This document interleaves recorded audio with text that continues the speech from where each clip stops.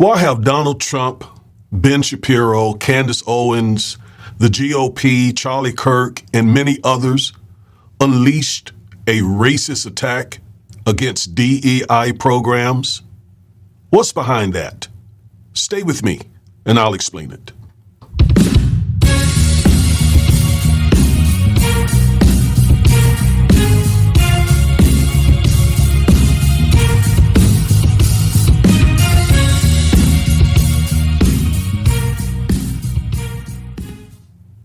Hello, everybody. I am attorney Augustus Corbett, one half of the Defiant Lawyers, and each and every week we bring you at least one legal analysis of some trending story having to do with politics, policies, personalities, or pop culture to empower you with the information you need to defy an unjust legal system and to nullify systemic racism. If that interests you, and I certainly hope it does, please like, share, comment, subscribe, and click the bell so you'll get notified whenever we release one of these videos. Again, thank you for tuning in. So today I want to talk about diversity, inclusion, equity, meritocracy, and why the GOP, why Trump and Candace Owens and all the rest of them, why are they fighting this so hard? Now, before I do, just before I came on the air, I noticed that the Ahmaud Arbery family were back in front of the cameras, back in court, because the men who lynched their loved one, Ahmaud Arbery, had filed an appeal in federal court to get their convictions overturned. And I watched for a few minutes as that family, the Ahmaud Arbery family, just expressed deep and great pain from having to go through this again.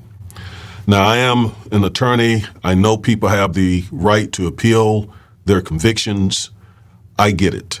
But just seeing that family having to relive that again, it was painful for me to watch as well. And it also reminded me of some comments that Candace Owens made on Twitter about Ahmaud Arbery. Namely, she said, he was not just a jogger. Well, the facts and the evidence proved her wrong. That's all he was doing, jogging through that community when those three men lynched him and committed a hate crime. So for all of you out there who are ready to invite Candace to the cookout, you got to remember the things that she has said about folks who were killed by the police viciously. Even like, for example, Breonna Taylor. I remember she made a video where she essentially said what the police did was right. And since then, one of those police officers admitted that the warrant they got from the judge was filled with lies. Yet, there was Candace coming out in defense of those officers. Whenever something bad like this happens, you can count on her to come out and justify what those white supremacist cops do. She did it with George Floyd. She did it with Breonna Taylor. And yes, she did it with Ahmaud Arbery. So just remember that. And she's also a part of this story again on DEI, diversity, equity, and inclusion. What's behind the racist attack that they have unleashed on these programs? Well, I'm going to walk you through it today. Stay with me. It's going to take me some time. As you know, I'm a teacher. I'm not a journalist. I'm not an anchor. I don't have 5 minutes to try to tell a story. I have the time that I need to teach you what you need to hear so that you can have a proper understanding of what's going on behind these attacks and behind their strategy. The legal strategy that they have put in place, that's what I'm here to give you and to show you. All right? So what is behind the legal attacks on diversity, equity, and inclusion programs? Let's get into it. Now, I also want to encourage you to get a copy of my book. You can get it at Amazon. The title is Education and Justice: How Public Schools Fail African American Males. All right, go over to Amazon and get a copy. If you have a kid in school, you need this book, especially if it's a boy, because I almost guarantee you they're doing them wrong. And you probably don't even know it because you don't know how the public school system works. I do, from having been a public school teacher before I became an attorney, where I represented a lot of those young men who were failed by the public school system. So go to Amazon, get a copy of the book. Thank you so much. And then write me a review, please. Write a review. I would appreciate it greatly. All right, so again, yes, this is going to be a long video. We're going to have chapters so that you can skip ahead to various chapters, but I really strongly recommend that you sit down and watch the video from end to end. And only then, please comment, because I'm going to give you the facts. I'm going to give you the data. I'm going to show you what's going on behind this attack, this DEI attack. All right, so let's go to another screen. And as is always my custom, I want to recommend a book. This book is written by Professor Daniel Markovits, a Yale Law School graduate, and the name of the book is The Meritocracy Trap. Yes, Professor Markovits is a Yale law professor. He is very credentialed, has a lot of degrees, a lot of knowledge about this topic, and so this is a great book. I strongly recommend that you get a copy of it and read it.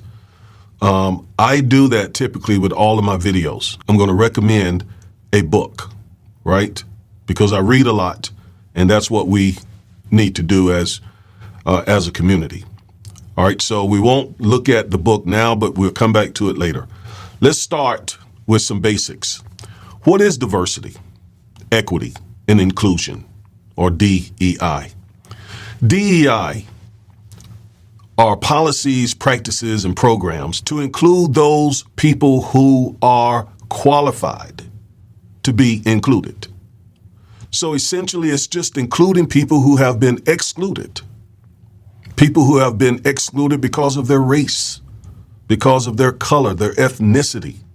They've been excluded, and so schools and corporations, etc., have developed these policies to include those excluded populations. Again, that is not a bad thing. That is a good thing. That is a good thing. Yet they're fighting it.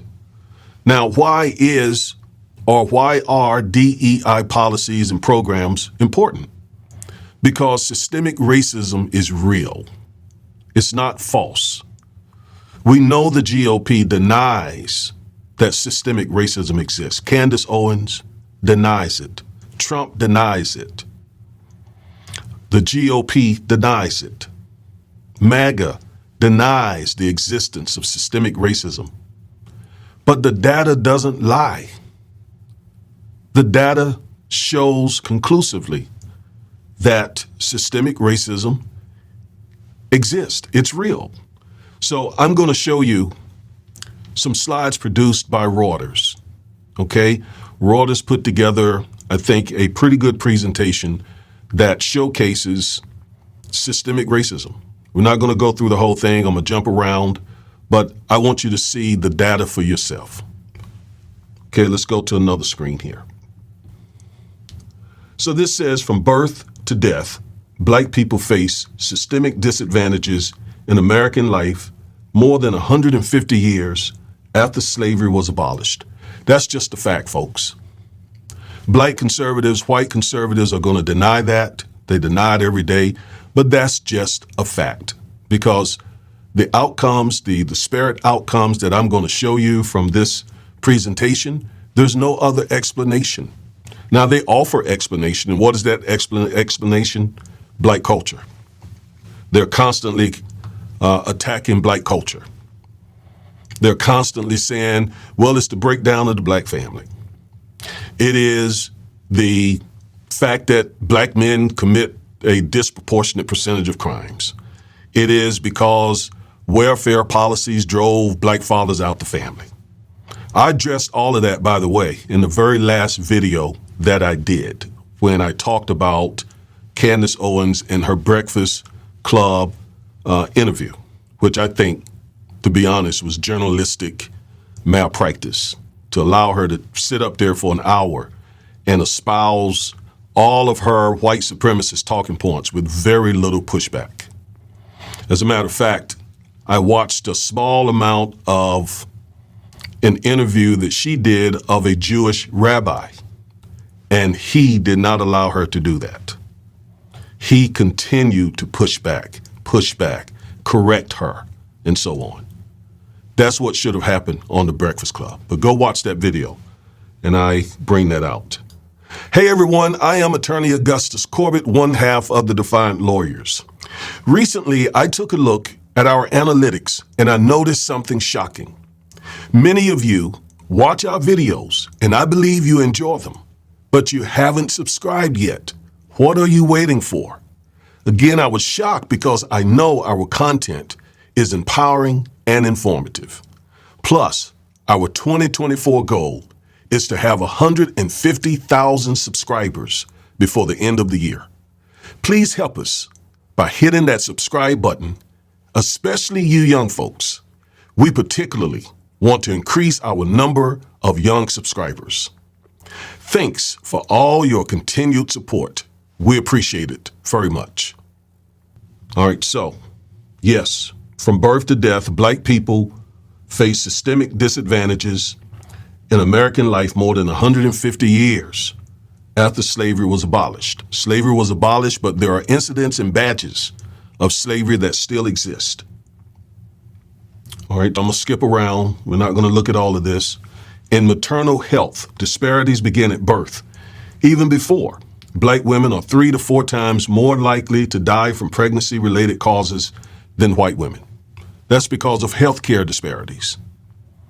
That's because of the fact that African Americans, when we go to hospitals, if you don't advocate strongly, if you don't, demand top-notch health care, and even to doctors' offices, when those doctors are white, when those doctors are Asian, we don't get the same care that white people get. And oftentimes that can result in death because our pain is not real pain. Oftentimes, they don't believe our pain. I remember during the heyday of the COVID pandemic, this African-American female doctor died of COVID. She made a video and talked about how the doctors, her colleagues, would not take her pain and her symptoms seriously.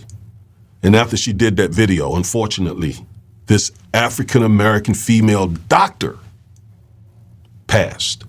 But she made that video before.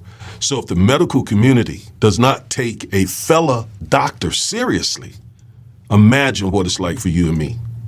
So that explains why 3 to 4 African-American women die during pregnancy-related deaths, unlike white mothers. All right, now what other disparities show that systemic racism is a real thing? Well, as far as the basics of life are concerned, Black households are 2.5 times more likely to experience food insecurity than white households.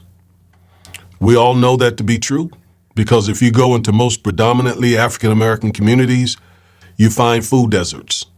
You don't find grocery stores that have, fresh produce, affordable foods. You typically find a lot of corner stores and a lot of families eating the food out of those corner stores rather than the better foods in the grocery stores.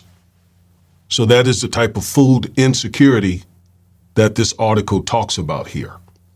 Now, I'm not taking the time to read all of this, just highlights. Racial disparities are solidified in school. Less than a third of Black students attain a bachelor's degree compared to almost a half of white students, and it's probably higher for Asian students. Why is that? For a host of reasons. If you're born into a nation that has systemic racism that's targeted at your particular race or ethnicity, then it's going to result in fewer members of your group graduating from college, obviously. And not only graduating from college, but with a larger debt load. Black undergraduate students owe about $7,000 more in student loans than the average white person who graduates with a college degree. Why is that? Because of the income disparity. Let's look at some other things here. Black adults are more than 1.5 times less likely to have health insurance. And that is big because without health insurance, you have less access to health care or to quality health care, which results in death. On average, black male offenders receive federal sentences almost 20% longer than white male offenders for the same crime. Okay? In 2016, 1 of every 13 black people lost their right to vote due to a felony conviction compared to 1 in every 56 non-black voters. I just tell you straight up, I think once a person does his time and pays his debt to society, his voting rights ought to be reestablished. The problem is, and let me explain this, the 13th Amendment has that exception clause. It abolishes slavery except for punishment for crime. And so when one becomes a felon, one loses his civil rights, including the right to vote. And that should be restored. After that person has paid their debt to society and come through their punishment, they should be allowed to vote like everybody else. All right, let's go back and look some more at a few other things. Black families have 1/10 of the median net worth that white families have. 1/10. In other words, white families are 10 times wealthier than black families. A black family is about half as likely to own their home as a white family. And that's really, really, really important because that's where people tend to build their greatest source of wealth, especially black people. White people have wealth in homes and stocks and bonds and mutual funds and all sorts of things. But the average black person has most of their wealth in their homes.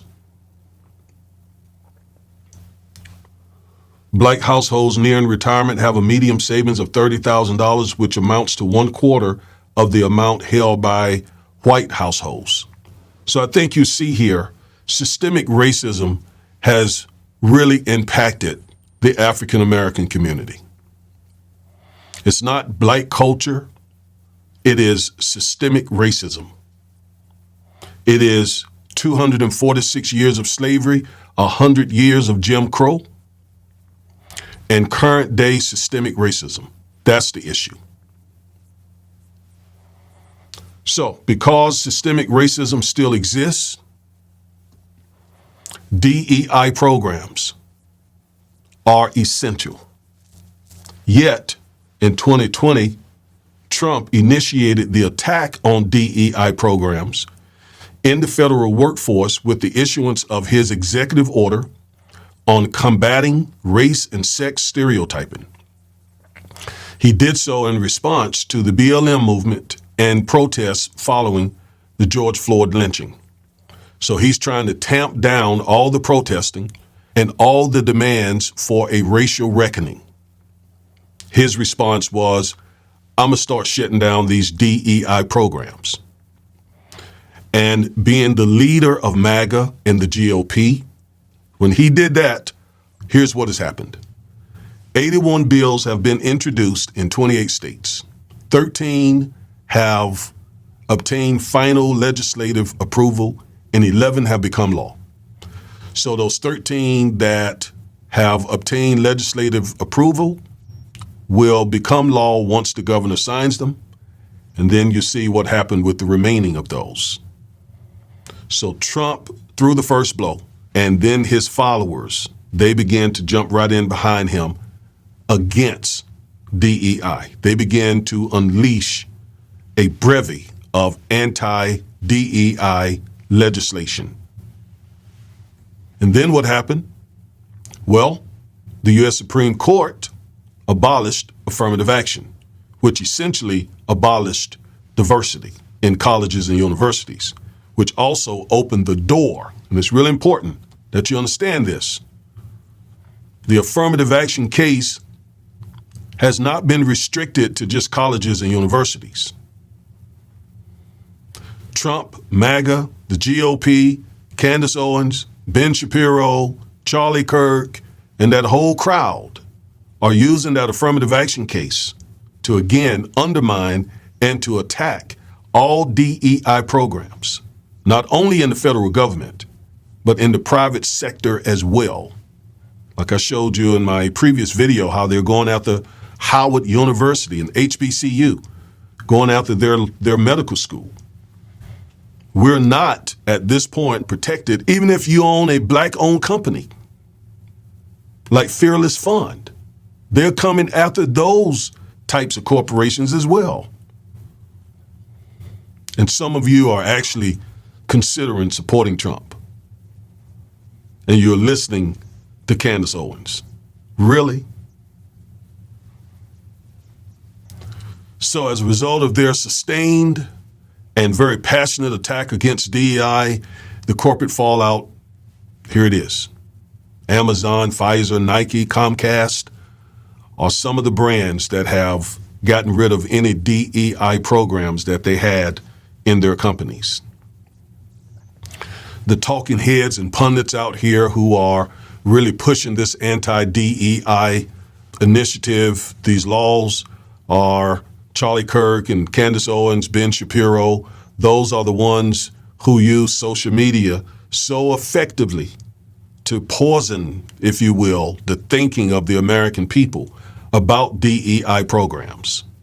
These three folks. And I got to mention again, the Breakfast Club gave Candace Owens the opportunity to spend an hour espousing all of that right-wing, white conservative, white supremacist rhetoric.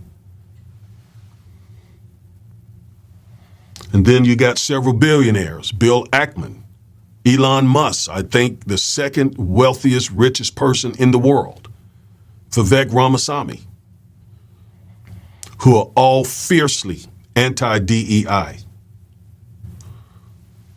Speaking of Elon Musk, we know Don Lemon interviewed him recently.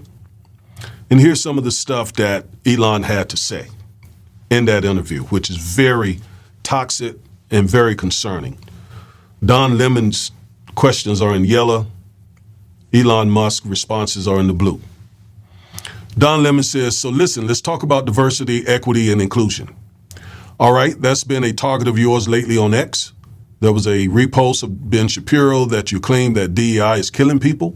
Specifically, you point to medicine. You claim that DEI programs are putting people at risk. Do you really believe this to be true? And what evidence do you have to support it? What I was referring to there was that if we lowered the standards for doctors, such so that they, if the test for a doctor is lowered, then the probability of them making a mistake and killing someone is obviously going to be higher. The transcript, this is the actual transcript, by the way, but it got this word wrong coming. It's killing. And killing someone is obviously going to be higher. Now, notice what he didn't do. He gave no evidence whatsoever. That's what Don asked for. And what evidence do you have to support this? Gave no evidence.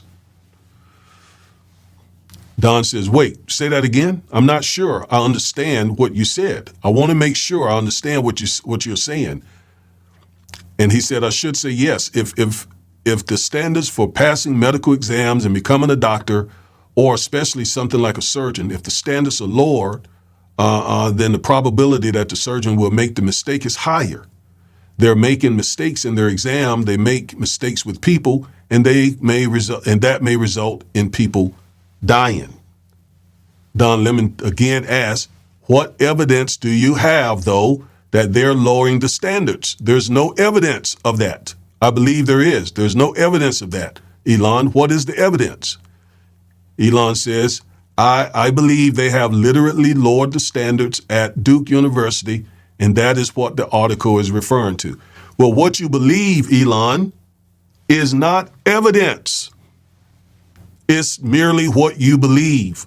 What evidence do you have? And he doesn't have any evidence.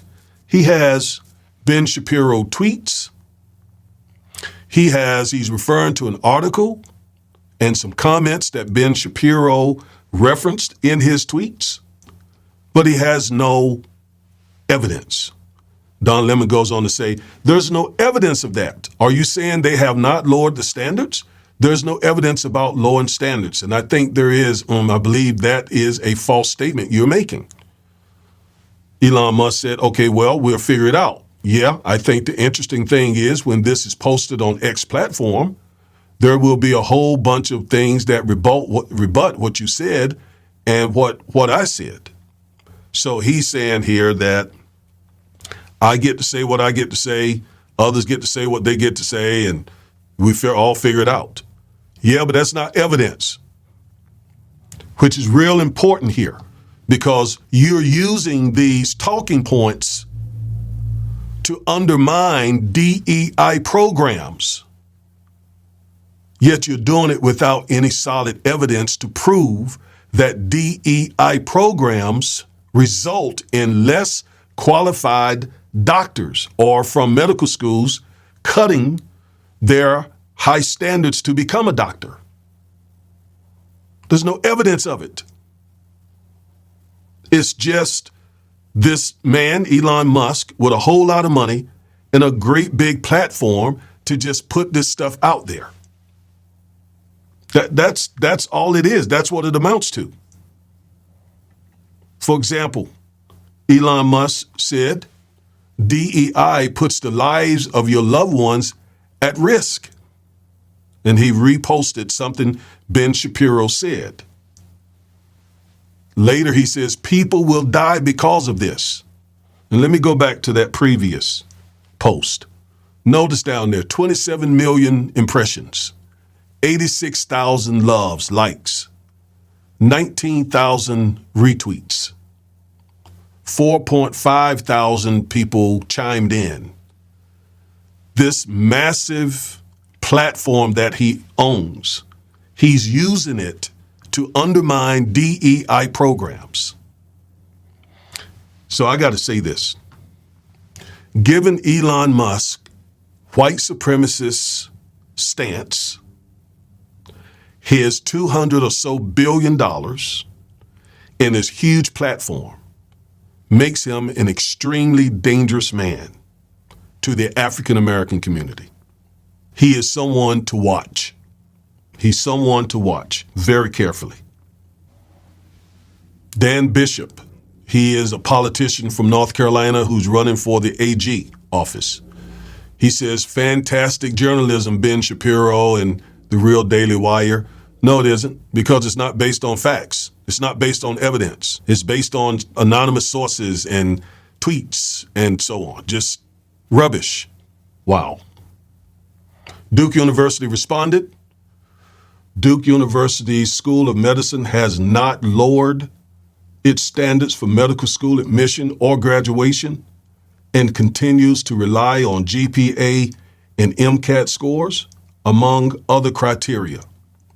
Achieving health equity while recruiting diverse talent within our education and training programs allow us to deliver the highest quality care to our patients and makes Duke a world leader in innovative and transformative research. So they flat out denied it. Flat out. Yet Elon Musk, Ben Shapiro, is putting out this fake information merely to undermine DEI programs. Now, Charlie Kirk. Charlie Kirk says, quote, said this on a podcast, show you how racist this is. He says, like, I'm sorry, if I see a black pilot, I'm going to be like, boy, I hope he's qualified. Just because he sees a black pilot, he is going to question the qualifications of that black pilot. You could take that statement, put it in the dictionary under definition of racism. Now, he claimed and some other videos that it is DEI policies that makes him that way. No. No, you said what you said. And you meant what you said. But he had a defender. He had someone who came to his defense, to his rescue. Who? Well, of course, Candace Owens. Yeah, Candace Owens came to his defense. She said, quote, I said the exact same thing on this show just a couple weeks ago. I remarked that now when I even am watching a commercial, if I see a commercial and I see a black person and Hispanic person and Asian person, my thought process is, did they just get this because of DEI? I no longer think that the person is qualified. Way back when just a few short years ago when I used to watch movies and I used to see a black character. So she came out and said, wait, don't call Charlie Kirk a racist, or at least if you do, call me one too. Because I do the same thing. I doubt the qualifications of my own people. Well, are we still her people? I think she has long since moved on from our tribe. I mean, she has the same skin color. But we know the old saying, all your skin folk ain't your kinfolk. Candace Owens says, I always thought that it was because he's a great actor. Denzel Washington, one of the greatest actors of our time. He's amazing, obviously, but now my experience has changed because I recognize that we no longer live in a meritocracy. I got something to say about meritocracy in just a moment. And I'm thinking they hired that person because they had to fulfill the quota. Oh, we must have at least X amount of black people, and I don't think that they deserve to be in those spaces anymore. Wow. And they sat there, the Breakfast Club, and didn't challenge any of that. They let all that go. They just let her, basically gave her a platform, didn't challenge any of that.